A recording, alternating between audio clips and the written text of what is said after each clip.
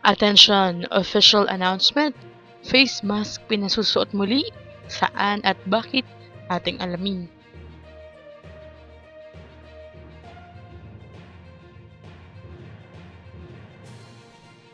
Magandang araw po. Alam niyo po bang hinimok ng pamahalang lungsod ng Maynila ang publiko na magsuot ng face mask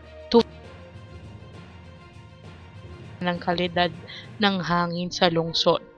Ayon sa lokal na pamahalaan, ang hakbang ay bahagi ng pag-iingat upang maprotektahan ang kalusugan ng mga residente laban sa masamang epekto ng maraming hangin, lalo na sa mga may sakit sa baga at matatanda.